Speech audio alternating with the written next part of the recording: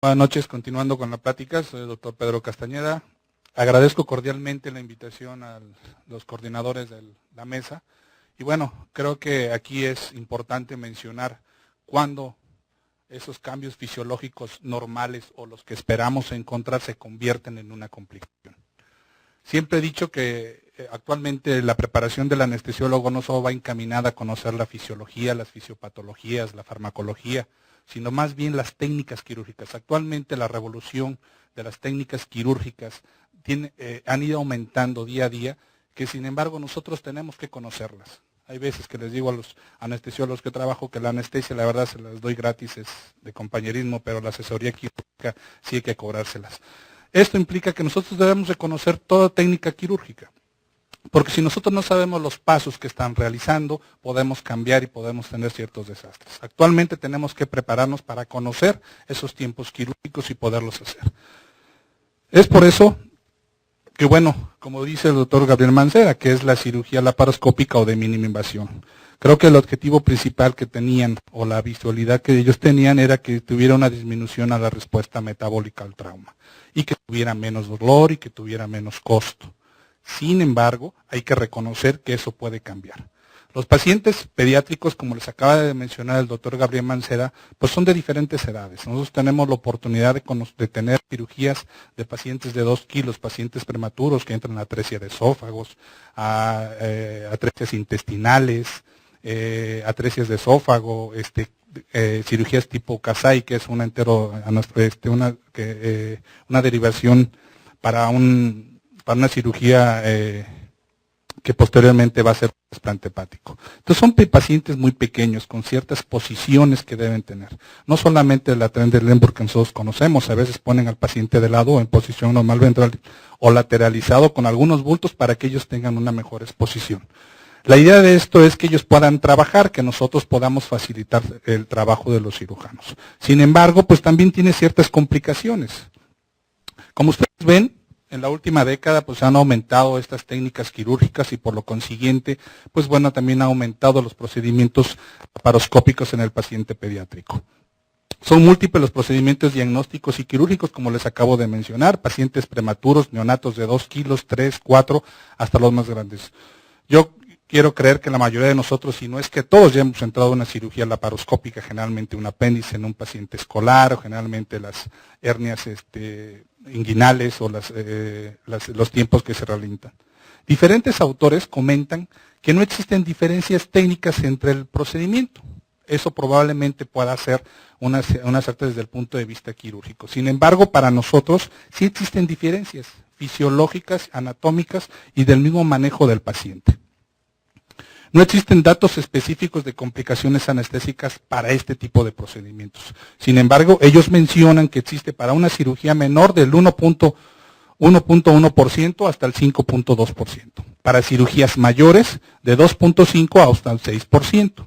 Sin embargo, nosotros para anestesia no existen cirugías menores, no hay anestesias menores ni cirugías mayores. Todo es un procedimiento anestésico. Desde una sedación a estos eventos podemos encontrar muchas situaciones. Eso sí, algunos autores refieren que cuando inició la cirugía laparoscópica eran muchas las complicaciones. Ahorita con los equipos que tenemos actualmente ha disminuido esa incidencia hasta más de un 70% de lo que se mencionaba antes, que ahorita las vamos a ir viendo cada una de ellas. Para poder decirles las complicaciones las vamos a ver desde un punto didáctico, separarlas en 3. Todo esto quiere decir que nosotros siempre estamos en todo un periodo perioperatorio que estamos dándonos cuenta de todo lo que está sucediendo. Sin embargo, vamos a ver lo que es el proceso y el cuidado anestésico que vamos a ver en este momento. Que a lo mejor probablemente no tenemos mucho nosotros en estadísticas como un problema anestésico para este tipo. Generalmente se engloba a otras situaciones. La técnica quirúrgica, que es la complicación mayor en este tipo de cirugías y de las cuales les mencionaba, nosotros tenemos que estar al pendiente y el conocimiento de lo que está sucediendo. Antes se mencionaba que grandes cirujanos, grandes incisiones. Ahora ellos son los grandes cirujanos que quieren hacer en un campo pequeño para poder trabajar los colegas. Nosotros no podemos luchar contra eso, tenemos que ser equipo e irnos preparando para esas situaciones. Y la otra que según ellos ponen que el dolor que refiere al paciente es mínimo. Sin embargo, una de las no complicaciones, pero dificultad que tenemos nosotros es el dolor que sigue después de tener el neumoperitoneo. esa molestia que da generalmente a nivel de hombro, que es molesto, es como puede ser desde una torcedura o puede ser como una neuritis, como casi infarto cuando ellos ventilan, así lo refieren los pacientes que generalmente lo pueden decir, el niño adolescente. El paciente pediátrico muy pequeño lo que tiene solamente es llorar, llorar, llorar, llorar y el manejo del dolor, pero sin embargo también presentan esta sintomatología. Bien nos queda claro que diferentes autores mencionan que la que viene siendo la edad, el peso y la talla ya no contraindica la cirugía laparoscópica. Eso viene siendo una idea que se tiene, que la edad, el peso y la talla no va a permitir que eso no limite o que nos limite a no hacer un procedimiento anestésico para este tipo de situaciones. Lo que sí es muy importante, independientemente de la edad y del peso del paciente, es la valoración preanestésica que nosotros tengamos. La mayoría de estos pacientes o los niños muy pequeños van acompañados con otras situaciones o otros cambios fisiopatológicos, ya sea por síndromes o alguna otra alteración que generalmente nos puede ocasionar o nos puede complicar el proceso anestésico en esta situación. El neumoperitoneo no es inocuo, también tiene sus efectos y esto va mucho en relación al tiempo quirúrgico. No es lo mismo hacer una cirugía laparoscópica de 1 hora, 2 horas, donde comúnmente entramos para una cirugía laparoscópica. No, hay cirugías que si, imagínense ustedes, para una atresia de vías biliares que abierta se hacen 4 horas, 5, en un paciente neonatito la hacen laparoscópica, nos vamos a 10. Entonces, bueno, creo que todos esos cambios podemos imaginar los cambios fisiológicos y los cambios que podemos tener, donde esos cambios fisiológicos que podemos tener o esperados por el carboperitoneo se pueden complicar. Creo que cuando perdemos el equilibrio, siempre desde el punto de vista didáctico separado del evento anestésico, el estado clínico del paciente. Por ahí ustedes ven algunos artículos, algunas biografías que comentan que la cirugía laparoscópica es mucho mejor en el paciente crítico que el paciente que se encuentra inestable en terapia. Hay que meterlo para cirugía laparoscópica. Imagínense ustedes un paciente inestable con aminas para una cirugía laparoscópica. Todos estos eventos que nos acaba de mencionar el doctor Gabriel Mancera, cambios fisiológicos normales, entre comillas, se pueden complicar. De eso depende mucho nuestra valoración. No es que tengamos que salir a decir no va a pasar tu paciente. No, sino más bien ir reconocerlos y poderlos manejar o saber qué vamos a esperar. El manejo anestésico por sí mismo tiene cambios. El hecho de tener un procedimiento anestésico para cualquiera nos puede ocasionar atelectasia, microatelectasias, hipoxias, acidosis, el puro evento anestésico. Sin embargo, si nosotros vamos a tener un manejo anestésico para una cirugía laparoscópica, muy probablemente esos cambios se van a acentuar más. En la fase quirúrgica donde ellos nos ganan, más sin embargo también es cuidado de nosotros, es la posición del paciente. Son diferentes las posiciones que tienen. Y no es porque venga la referencia en un libro, es porque a veces el cirujano así se acomoda mejor. Si ustedes se dan cuenta, llega siempre, nosotros es un hospital escuela, llega el residente, lo acomoda, llega el adscrito, no, así no es, cambia la posición, ahora voltealo de este lado, y está uno volteándolo y haciendo. Y es parte de lo mismo. Una posición que dura mucho tiempo, por más de 3 horas, nos va a tener cierta consecuencia que tenemos que vigilar o al menos estar al pendiente de ellas. La presión de la insuflación. Aquí ellos quieren un campo visual más mejor, donde puedan trabajar, donde puedan manipular. Pues entonces empiezan a insuflar, es donde ustedes tienen que ver y tienen que tener la comunicación con el cirujano para saber hasta cuánto tiene que insuflar y a qué velocidad, qué flujo. Normalmente ya vamos a tener cambios ahorita en las diapositivas que veamos por arriba de 15. Normalmente en el paciente pediátrico entre 8 o 12, hay veces cuando hacen la toracoscopía no llegan a insuflar. Algunos sí llegan a insuflar hasta 4. Sin embargo, pues la compresión directa al medipericardio vamos a tener ciertos cambios fisiológicos. Y lo que siempre les he mencionado, el tiempo quirúrgico. No es lo mismo una cirugía de 1 hora, 2 horas, a una cirugía después de 3 o 4 horas. Perdón. Entonces, estas modificaciones para tener un equilibrio en lo que viene siendo el estado clínico del paciente con el manejo anestésico. Siempre recordar que la valoración preanestésica nos va a dar una seguridad del paciente y de nosotros. Entonces yo creo que ahí es donde nosotros debemos recordar que el paciente pediátrico, entre más pequeño, siempre va acompañado de ciertos problemas no fisiológicos, no fisiopatológicos. Nosotros en los hospitales en los que laboramos, el doctor Gabriel, en el Instituto Nacional de Pediatría, en el Hospital Infantil de México, pues no tenemos ASA 1. Muy raro encontrar o meter un paciente ASA 1, ASA 2. Son pacientes ASA 3, pacientes que son centros de referencia nacional en los cuales llegan pacientes con patologías complejas, cardiopatías, neumópatas, que entran a cirugía laparoscópica. Entonces podemos meter un apéndice, podemos meter unas hernias, pero de un paciente cardiópata, de un paciente neumópata o con algún síndrome raro. Entonces siempre les he dicho, yo creo que lo más importante de esto es que tengamos una valoración muy minuciosa de estos pacientes para poderlos detallar. Y el manejo anestésico, pues bueno, no podemos hablar, existen diferentes biografías desde los inductores, y el tipo de gas que utilizar, si utilizamos la anestesia mixta, bueno, no vamos a discutir, hay muchas técnicas y todas son válidas. Sin embargo, pues tenemos que hacer la que mejor se acomode. Y el monitoreo es muy importante. Nunca hacer una cirugía laparoscópica si no tenemos el monitoreo adecuado. Entonces, ese equilibrio pues nos corresponde, que generalmente siempre nos enseñan en toda nuestra residencia. No hay un gran problema en esa situación.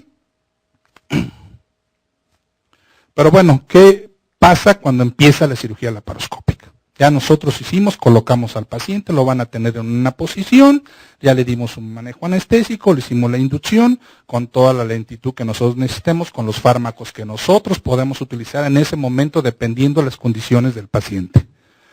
Existen dos situaciones muy importantes. El aumento de la presión abdominal, que ya se ha comentado. Esto nos va a generar ciertos cambios que los mencionó acertadamente el doctor Gabriel Mancera, que es el retorno venoso va a estar alterado, el gasto cardíaco, dependiendo la presión, nos va a aumentar o nos va a disminuir. Todo lo que es el flujo esplénico, incluyendo la perfusión renal, nos va a disminuir.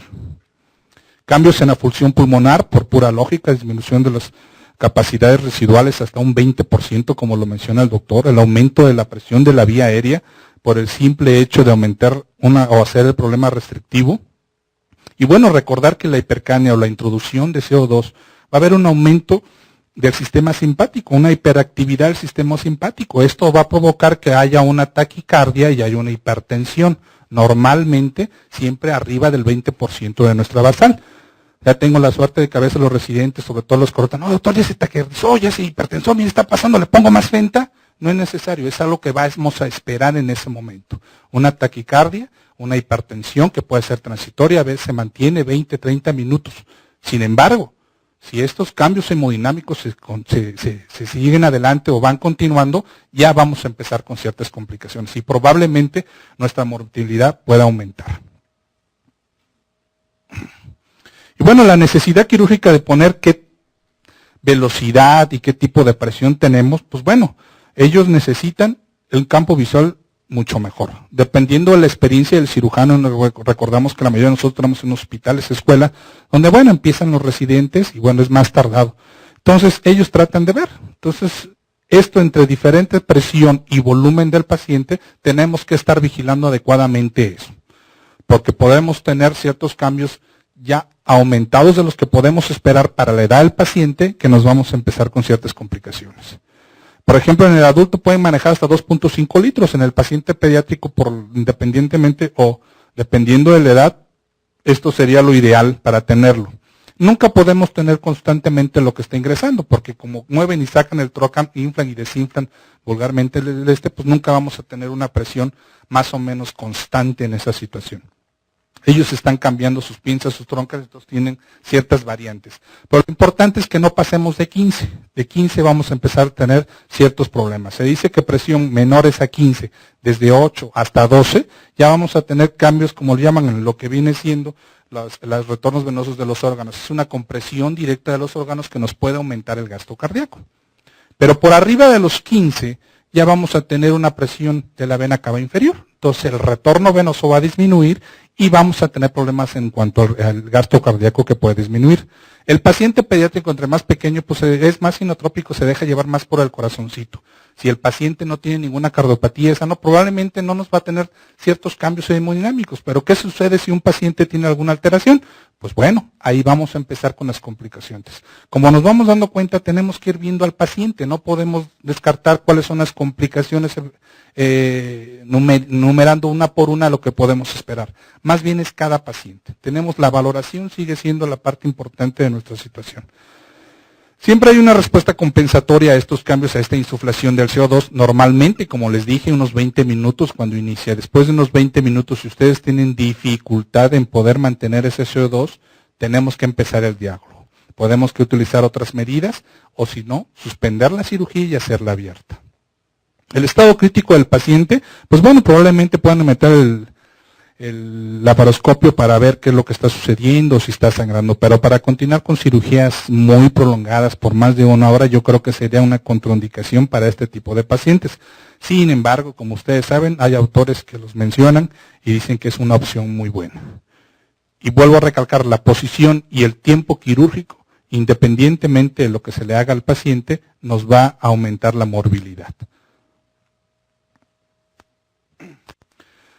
Esta pérdida de equilibrio que se puede tener puede estar hecha por muchos factores o factores comórbidos que pueden aumentar. Y normalmente no es muy ajeno a que no lo podamos encontrar en el paciente pediátrico. El anémico, el paciente deshidratado, que generalmente está internado, que a veces llega con su, no sé, pero nosotros el 50% de los pacientes en el quirófano con su venoclisis, va infiltrada, eso sí, bien fija a su avioncito, pero no. Entonces son pacientes que entran deshidratados. Desde ese punto de vista vamos a tener ciertas complicaciones.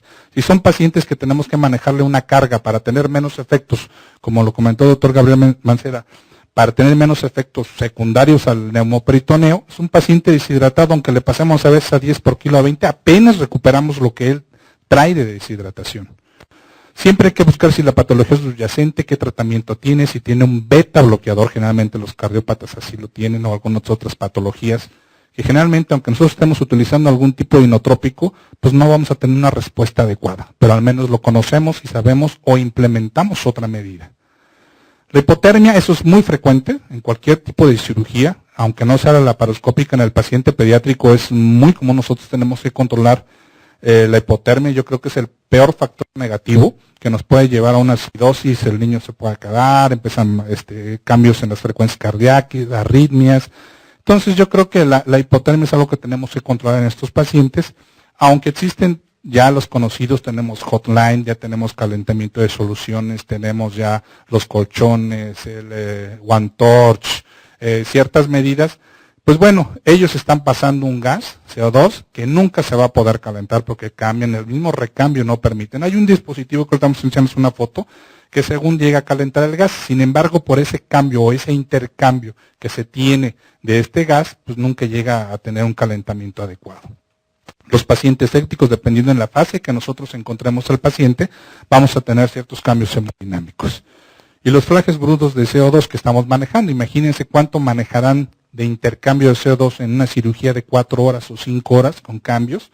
Pues hay veces que nada más veo que el residente, ya se acabó el tanque, córrele, vete a cambiarlo. Y pues uno así, oye, ya, ¿no? Le cambiamos. Pero bueno, tenemos que irnos preparando, esto no se va a parar ni se va a detener porque no queramos. Tenemos que prepararnos y enfrentarnos a estas situaciones.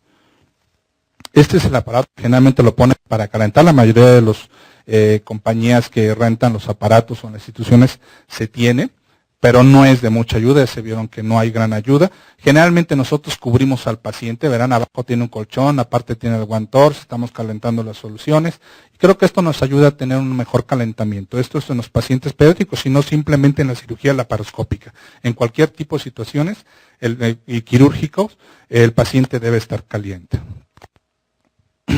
Y bueno, llegamos a las complicaciones esperadas por el carboperitoneo. Como generalmente nunca van por separado, normalmente se acompañan todas de alguna manera y que nos pueden dar ciertas indicaciones de cambios hemodinámicos. Las bradiarritmias generalmente son más la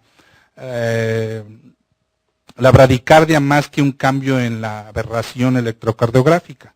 Y esto generalmente se puede presentar al momento de la insuflación del CO2.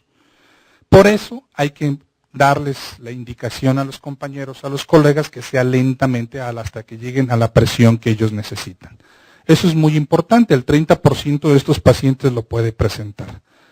La hipotensión, bueno, generalmente tenemos que saber qué está pasando ahí, si fue por la introducción del CO2 o simplemente también puede presentar por nuestra inducción anestésica, dependiendo del estado del paciente.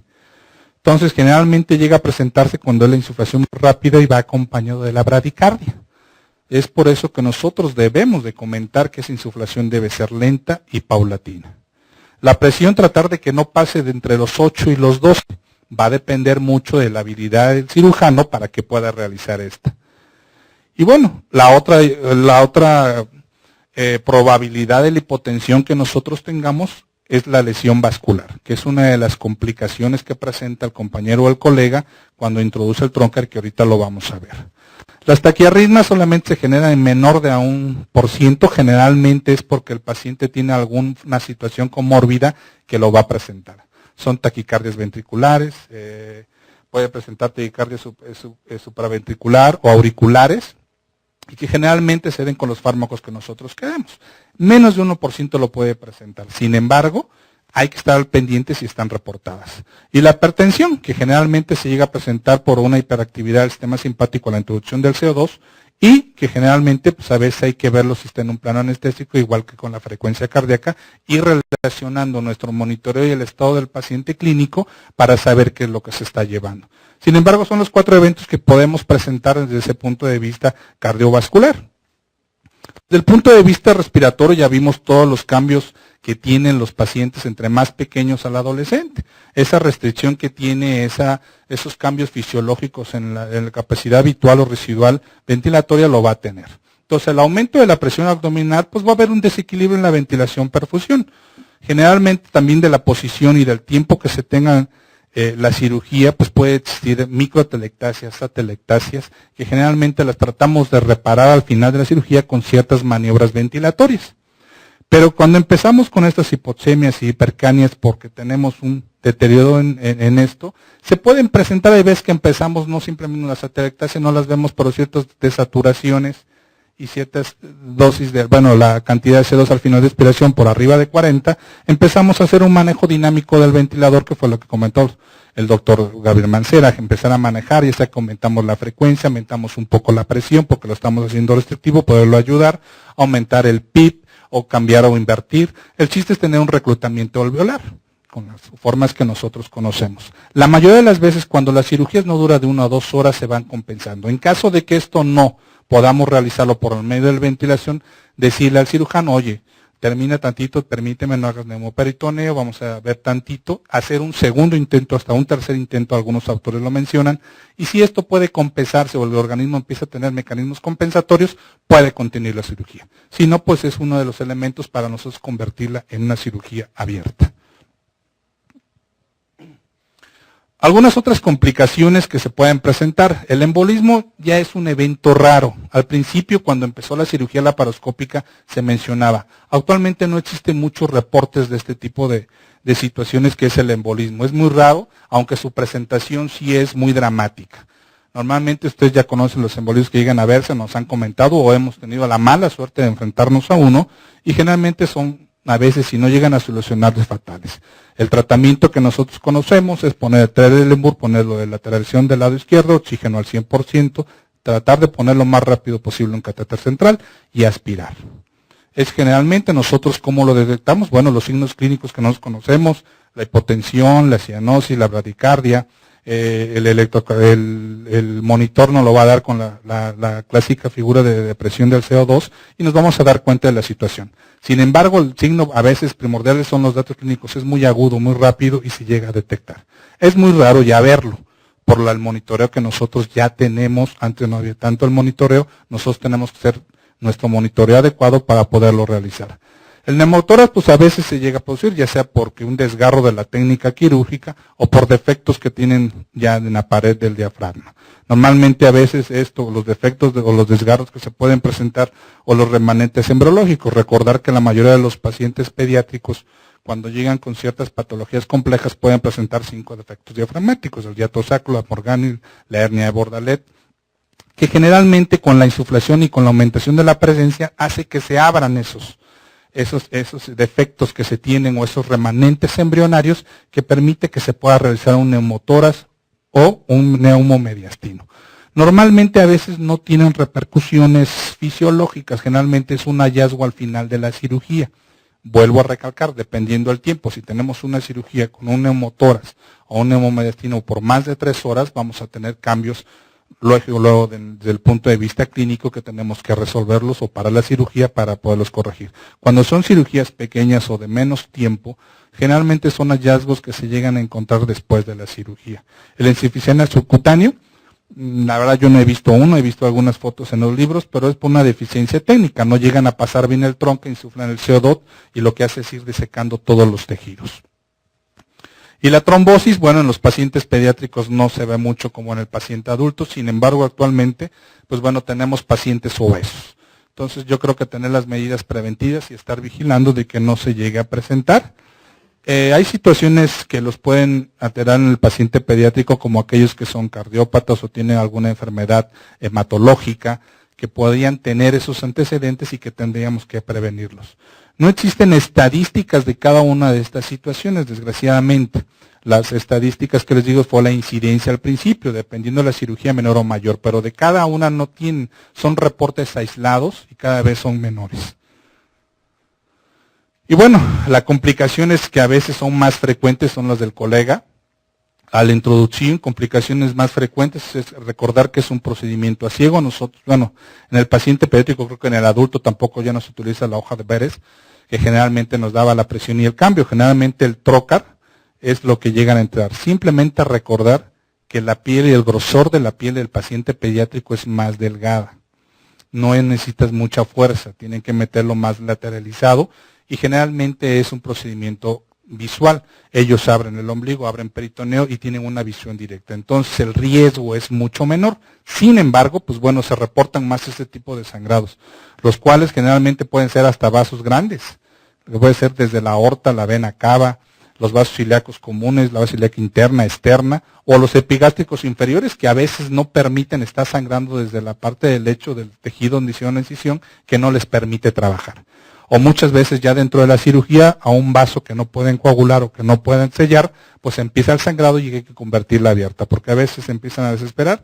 ¿Cuánto debemos esperar? A veces me comentaban, pues no lo sé, ¿no? Mientras no tengamos los cambios, dicen por ahí, mientras no tenga cambios fisiológicos, pues no. Yo creo que a veces hay que cooperar y decirle, oye, ya no seas necio, ya no ves, vamos a convertirla abierta y no va a pasar nada. Yo creo que la seguridad del paciente y la comunicación que se tenga es muy importante.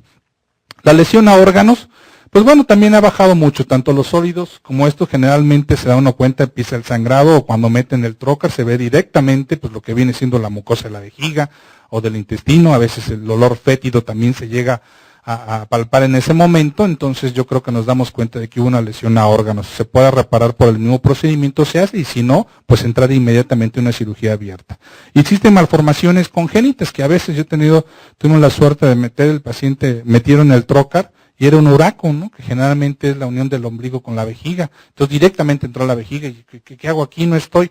Sin embargo, puede ocurrir, sobre todo en el paciente pediátrico que a veces cuenta con esas situaciones congénitas. Y bueno, la última, que más que una complicación sigue siendo el gran reto para nosotros en este tipo de cirugías, que es el dolor. Y eso hay que recordarlo, que este dolor se viene cuando el CO2 se llega a tener esa unión con el líquido peritoneal, pues hace un ácido carbónico que llega a tener a sobrepasar todo lo que viene siendo el peritoneal a nivel diafragmático, que llega a la inflamación del nervio frénico. Eso, dependiendo el tiempo de exposición y la lesión que lo esté provocando, va a ser el dolor tan intenso. Y me ha tocado que le ponemos pacientes, bueno, hasta Novain, Fenta, y el paciente se sigue quejando. Llega a tener un dolor crónico posoperatorio, a veces por más de 5 o 6 días. En el niño nada más es el clásico temblor y la situación con la sequedad por lo mismo. No es tanto que sea el herido, le pueden infiltrar en la herida, le pueden manejar los analgésicos que nosotros conocemos actualmente. Sin embargo, ese tipo de dolor sigue siendo un gran reto para nosotros. Las náuseas y el vómito que nos da una incomodidad posquirúrgica. Y bueno, acá creo que lo más importante es que existe la combinación de analgésicos que nosotros conocemos, ya sea una analgesia preventiva, ya sea una analgesia multimodal, dependiendo del tiempo de cirugía que nos esté dando el paciente. Siendo también hay artículos que mencionan que lo más importante es tratar de eliminar todo ese CO2 que no se quede nada dentro de la cavidad. Para eso generalmente ellos dicen que damos unas ciertas hiperventilaciones, unos valsalvas, para que todo ese CO2 que se mantiene a nivel supradiafragmático llegue a disminuir y lo podamos eliminar. Ellos mencionan, hacen ciertos movimientos y hacemos valsalvas y todos para disminuir que ese CO2 se mantenga y nos pueda dar cierto dolor crónico. Y bueno, creo que ya al último con las conclusiones que les puedo decir es que la mayoría de las complicaciones que tenemos es por una mala valoración. Nosotros somos los que tenemos que decidir en ese momento o a qué vamos a enfrentarnos en esa situación, si lo vamos a aceptar y qué podemos esperar. Vigilar la instrumentación y la técnica quirúrgica, estar pendientes de lo que están haciendo los colegas. El monitoreo adecuado, no podemos iniciar una cirugía si no existe un monitoreo adecuado. Y analizar con el equipo quirúrgico qué tanto es el beneficio o el riesgo anestésico, dependiendo del tiempo y la posición que vamos a tener al paciente. Y bueno, las maniobras y la terapia que se tiene. Bueno, eso es todo, espero que tengan muchas preguntas. Les puse unos mapas conceptuales, pero aquí están las referencias de algunos artículos por si gustan. Están aquí. Y bueno, esperamos alguna pregunta. Muchas gracias por su presencia.